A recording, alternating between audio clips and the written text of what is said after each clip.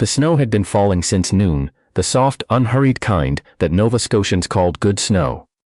The kind that made the harbor lights blur into halos and turned the crooked rooftops of Alders Cove into something out of a Christmas card nobody had ordered. Inside the little bakery on Water Street, the air smelled of butter and cinnamon, and the particular sweetness of a cake that had just come out of the oven. And in the far corner, tucked beside the display case, an old woman sat very still in her coat, holding $5 in her lap, as if it might multiply if she looked at it long enough. Her name was Colette Marchand, and today, though nobody in the shop knew it, she had turned 74. She had counted the bills twice already, a 5 and nothing else, folded so many times over the walk from her apartment that the corners had gone soft as cloth. Behind the glass, a small round cake sat on a paper doily, chocolate ganache, with a thin ring of candied orange peel along the top, and a card that read 14.50 cents in a neat, unbothered hand. Colette did the arithmetic she had already done at home. At the kitchen table, under the light of the one bulb, she allowed herself to leave on past 6 o'clock. 14.50. She had 5. There was no version of that sum that came out kind. She had not meant to want the cake so badly. She told herself this, sitting there. The way she told herself a great many things these days. That the ache in her knees wasn't so bad, that the apartment wasn't so quiet, that 74 was still young enough to call herself capable. But there was something about a birthday cake specifically, about candles and the shape of a wish, that had gotten its hook into her and wouldn't let go. For 51 years, she had never once had a birthday without a cake, because George had made sure of it. Burnt the first 2 Dexitsworth himself, badly, and laughed about it, and then handed the job to her when it became clear whose kitchen instincts were better. 51 cakes. And then, 14 months ago, no more George, and this year, no oven either, because the old electric range in her kitchen had finally given up its last coil back in November, and the landlord kept saying next week, Mrs. Marchand, next week in a voice that made it clear next week did not actually exist. So she had put on her good wool coat, the navy one with the buttons like small dark moons, and she had walked the 11 blocks from her apartment to Water Street with $5 in her glove, telling herself that a slice, just a slice, she didn't need the whole thing, was a reasonable indulgence for a woman turning 74 with no husband and no oven. And, if she was honest with herself, precious few reasons left to mark the day at all. The man behind the counter noticed her before she noticed him watching. He came around from the register, wiping his hands on his apron, with the brisk irritation of a man who considered loitering customers a kind of personal insult. His name was Eldon Prentice, and he had owned the bakery for 6 years, and had never, in that time, been accused of excessive warmth. "Can I help you with something?" he asked, in the tone people use when they mean the opposite. Colette lifted her chin, the way her mother had taught her to do 70 years ago in a kitchen an ocean away. "I was wondering," she said, "if there might be a smaller piece. Something closer to $5. Prentice glanced at the display case as though she'd asked him to rearrange the solar system. "Everything's priced as marked," he said. "We don't really do custom portions." He looked at her a moment longer. At the coat that had clearly been good once. At the hands folded so carefully around a $5 bill. And something that might have been the beginning of pity crossed his face, before he visibly decided not to indulge it. "This is a bakery," he said. Not unkindly exactly. Just tired, just a man with margins to protect in a month when heating oil had gone up again. Not a food bank. He went back to the register. A woman near the pastry case glanced over, then quickly found something fascinating about her coffee lid. Colette folded the $5 back into her glove and understood, with the particular clarity of a hard truth landing gently, that she was not going to have a cake today. She was gathering herself to leave. Had actually gotten one wheel of her cart turned toward the door, when the bell above it rang, and the cold air that came in with it carried, underneath the smell of snow, the sound of a small boy laughing. Josephine Renwick had exactly 40 minutes between finishing her shift at Alders Cove, continuing care and picking her son up from the after-school program at the rec center, and she had learned, in the 3 years since Danny died, to spend those 40 minutes like currency. Never wasted, never squandered on herself, because there wasn't enough of anything, least of all time, to go around. But today was a Friday, and Fridays she allowed herself and Micah one small extravagance. Hot chocolate from the bakery on Water Street, the good kind with the cinnamon stick, before she picked up her second bag and headed to her 4 to 9 shift, cleaning the dental office 2 streets over. Everyone in Alders Cove knew the Renwicks, or knew of them, the way small towns know things. Not the details, exactly, but the shape of the story. Joe had been 33 when Danny's boat went down 11 miles off the point in a squall. Nobody had seen coming fast enough, and she had a 6-month-old daughter at the time. And 3 years later, still had that daughter, now 4, at her sister's this particular Friday, and a 6-year-old son currently tugging her sleeve so hard she nearly spilled her coffee. Mom. Micah had a way of saying that word that made it sound like an emergency, even when it wasn't. He was small for 6, with Danny's stubborn cowlick and Joe's habit of noticing things adults tried not to. Mom, why is that lady so sad? Joe followed her son's gaze to the corner of the shop, where an elderly woman in a navy coat sat with her cart half turned toward the door, holding something small and crumpled in one gloved hand, her eyes fixed on the cake case, with an expression Joe recognized instantly, because she had worn it herself more times than she could count in the last 3 years. The particular careful blankness of someone trying very hard not to cry in public. I don't know, Bud, Joe said quietly. Maybe she's just having a hard day. We should ask her, Micah said, with the total confidence of a 6-year-old who had not yet learned that adults sometimes preferred their asness left alone. Joe hesitated. It was not strictly her business. She had 40 minutes, and a schedule stitched together with safety pins, and she had learned the hard way that grief tended to attract more of itself if you let it. That some days the only responsible thing was to keep your own head above water, and let everyone else keep theirs above theirs. But there was something about the woman's hands. The careful, deliberate way they were folded. The way her shoulders had the particular set of someone who had decided, just moments ago, to accept a disappointment quietly rather than make a scene of it. That reminded Joe so sharply of her own mother in the year after her father died that she found herself crossing the shop before she'd entirely decided to. Excuse me, Joe said gently. I don't mean to intrude. Is today your birthday by any chance?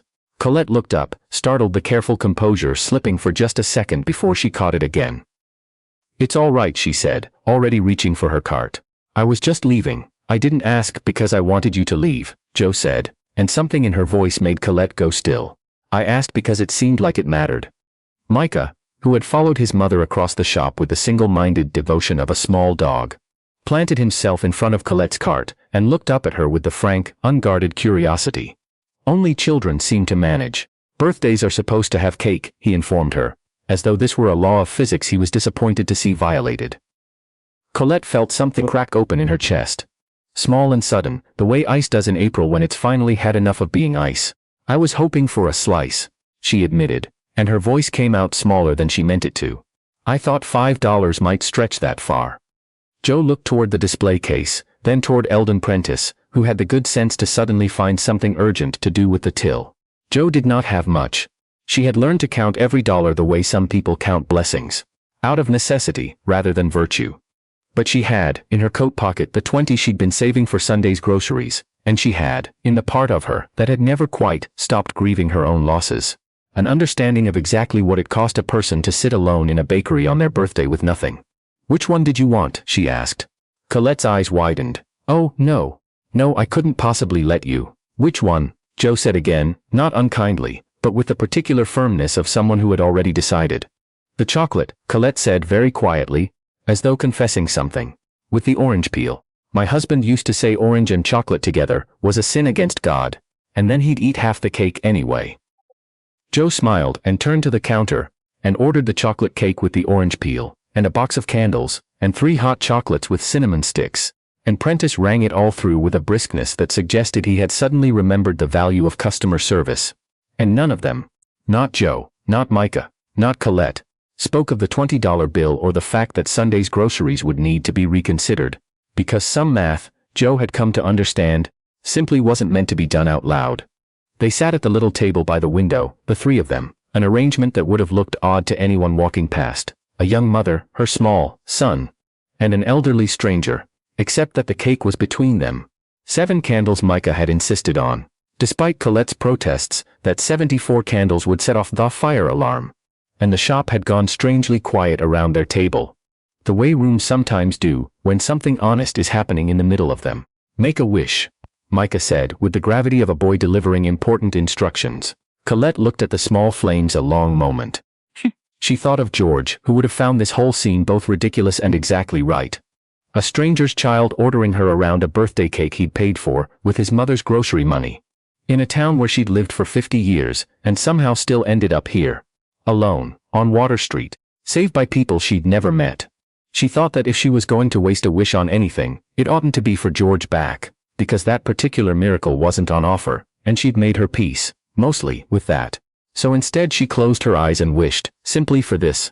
For whatever this was, this warmth at a cold table. To not be the only time it happened.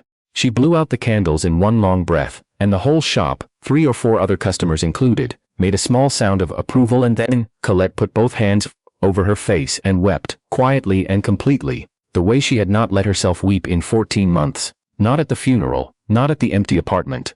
Not once, because there had never seemed to be anyone whose day it wouldn't ruin. Jo didn't say anything for a moment. She just reached over and put a hand on the old woman's arm, the same gesture she used on families at the care home, when a resident's children finally arrived, too late wanting comfort they hadn't earned the right to ask for directly. "You don't have to explain," she said. "Sometimes life just gets to be a lot, and that's allowed." 51 years, Colette said, when she could speak again, wiping at her eyes with the heel of her hand like a much younger woman.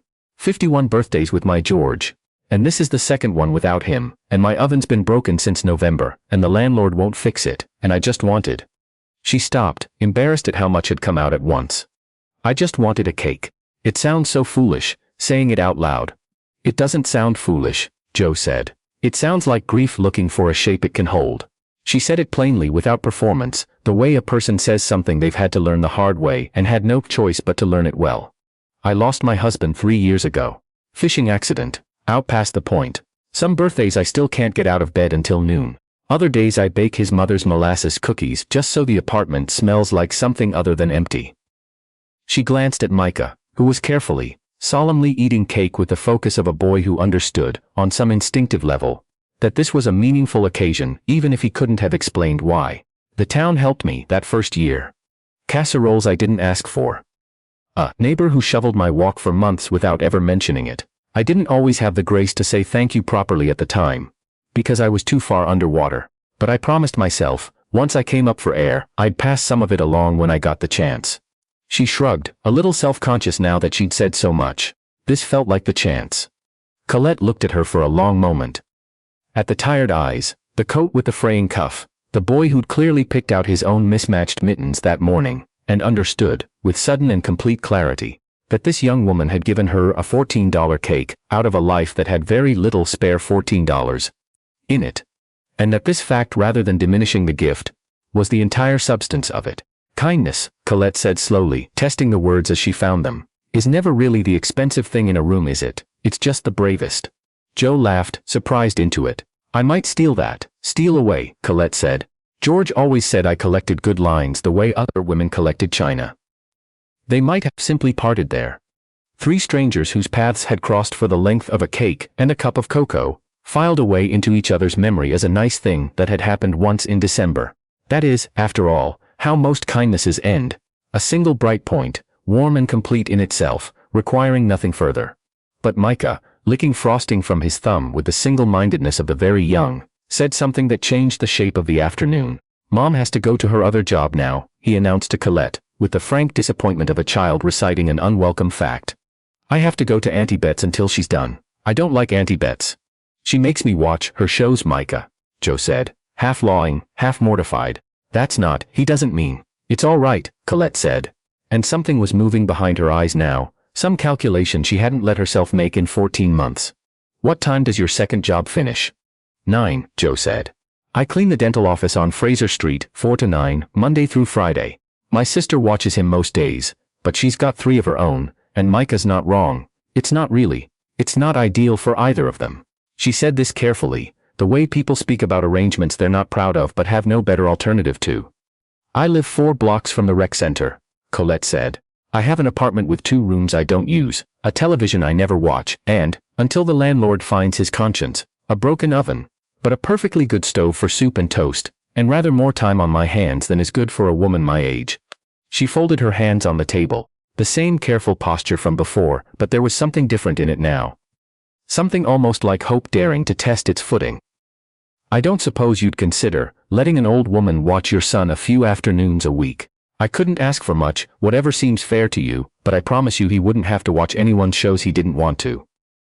Jo stared at her. "You don't even know us." "I know you gave a stranger a cake with money you clearly couldn't spare," Colette said. I know your son noticed a sad old woman in the corner of a bakery when every grown adult in this shop, myself included, had decided to look away. I think I know rather a lot, actually. It should be said here, for the sake of honesty, that Jo did not say yes immediately. She had learned, since Danny, to be careful with quick yeses, to run every offer through the particular arithmetic of a woman who had been let down by circumstance more than once and could not afford, financially or otherwise, to be let down again. She asked for a reference, which made Colette laugh outright for the first time that afternoon. At 74, dear, I'm afraid my references have mostly passed on. And settled, in the end, on a 2-week trial 3 afternoons, with her sister still on standby the other 2, and a small weekly amount that Colette tried twice to refuse, and Jo insisted on twice, because, she said, kindness that only flowed one direction had a way of curdling into something neither party should sustain. It was not, in the beginning, an easy fit. Micah was shy for the first several visits, unsure what to make of a house that smelled like lavender rather than his own home's usual chaos. And Colette had not had a small child underfoot in longer than she cared to admit, and found herself, more than once, unsure how to fill the silence between them. But there is a particular alchemy that happens between the very old and the very young, a shared fluency in the art of noticing small things, and it did not take long, 3 weeks, perhaps 4, before Colette had taught Micah to play cribbage badly. And Micah had taught Colette the names of every dinosaur he considered important, and the apartment on Birch Street had begun, slowly, to smell like something other than empty again. Winter thawed into a wet, gray March, the kind Nova Scotia specializes in, all slush and bare branches, and somewhere in the middle of it, Jo's landlord equivalent luck ran better than Colette's. The dental office added Jo's hours, which meant a little more money, which meant, among other small mercies, that she was able to chip in toward getting Colette's oven fixed, over the old woman's strenuous, delighted protests. A repairman came on a Saturday in April, and by that evening, the apartment on Birch Street smelled of hot butter and vanilla, for the first time in 5 months, and Colette stood in her own kitchen with tears in her eyes, over a very ordinary pan of molasses cookies, because it is a particular kind of grief, the loss of the small daily rituals that make a life feel like a life, and its return, however modest, can undo a person just as completely as its absence once did. It was around this time, in one of those small world moments that towns like Alder's Cove seem to specialize in, that Colette made a discovery that neither she nor Jo had anticipated. She was going through an old photo box one afternoon while Micah did his homework at the kitchen table, looking for a picture of George as a young man to show the boy, who had developed an interest in the olden days, that Colette found both amusing and quietly moving. Tucked between 2 photographs, she found an old receipt, brittle and yellowed, from a fence repair job. Dated some 11 years back, the name at the bottom in careful blocky handwriting. D. Renwick, General Repairs. She stared at it a long moment before she understood. Danny Renwick, Jo's husband, gone 3 years now, the boy who had died in the water off the point, had once, as a young man just starting out on his own, mended the back fence at the Marchand house after a windstorm took half of it down, and had charged George, she remembered now with sudden clarity, considerably less than the job was worth, because George had mentioned, in passing, that money was tight that year, with the medical bills from Colette's hip surgery. She showed Jo the receipt that evening, hands trembling slightly, and watched something complicated move across the younger woman's face. Grief and wonder tangled together. The particular vertigo of discovering that the dead have left small unclaimed kindnesses, scattered through the world like seeds nobody knew had been planted. He never mentioned it, Jo said softly, running her thumb over the faded ink. He never mentioned half the jobs he did like that. Undercharged half the town, probably, and never said a word. It seems, Colette said, that your husband and I were repaying each other's kindness back and forth across 11 years without either of us knowing it. He fixed my fence. You fixed my birthday. She folded the receipt carefully and pressed it into Jo's hand. I think you ought to have this. Jo cried then, properly, for the first time in a long while over something that wasn't only sad. Cried the way people do when the world arranges itself, briefly, into something that feels less like chaos and more like a pattern too large to see all at once. By the time summer came to Alder's Cove, the arrangement between the 2 households had become something neither of them had a tidy word for. Not quite family, not quite employer and employee. Though the small weekly payment continued out of Jo's stubborn insistence on fairness. Colette had gone, without quite meaning to, from a woman who ate her toast standing at the counter, because sitting down alone felt like too much ceremony for one, to a woman who set the table for 3 most days of the week, who had a standing Sunday invitation to the Renwick's small kitchen, where Micah's little sister, Nadia, had taken to calling her Grandma Cake with unshakable 4-year-old confidence, and who had, almost accidentally, begun baking for other people in her building. A widower on the 3rd floor who never seemed to cook for himself. A young couple down the hall expecting their first baby. The superintendent who fixed things without ever being asked twice. Start small. A loaf of banana bread left outside a door with a note. A batch of shortbread for the building's tiny Christmas gathering, which had, in previous years, consisted mostly of a folding table and a bag of store-bought pretzels. But word travels in small buildings, the way it travels in small towns. And by autumn, Colette Marchand had become, without any particular design on her part, the unofficial baker of her building. And then, when the community center asked if she'd be willing to teach a Tuesday afternoon baking class for seniors who lived alone, most of them with ovens that worked fine and hearts that didn't quite. Something closer to what Joe, watching her stand at the front of that first class, with 6 nervous strangers and a rolling pin, privately thought of as purpose. "You gave me my birthday back," Colette told her once. That autumn, watching Micah and Nadia chase each other around the small backyard, while Joe hung laundry on the line. The ordinary domestic scene of it almost unbearably sweet to a woman who had spent a year believing such scenes were simply over for her. I don't know that I ever properly said it. You gave me my birthday back. And then you gave me, I don't quite know what to call the rest of it, my life perhaps.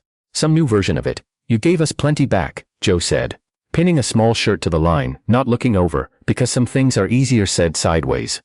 Micah's reading 2 grades ahead because you sit with him every afternoon. Nadia thinks you invented Sundays. And I haven't had to choose between paying for daycare and paying for groceries in almost a year. Which is a kind of relief I don't think I can properly explain to someone who hasn't had to make that choice. She hung the last shirt and finally turned, and there was something fierce and grateful in her face all at once. You didn't just give us company, Colette. You gave us room to breathe. There's a difference, and I don't think I've thanked you properly for it either. They stood there a moment, in the ordinary gold light of a Nova Scotia September.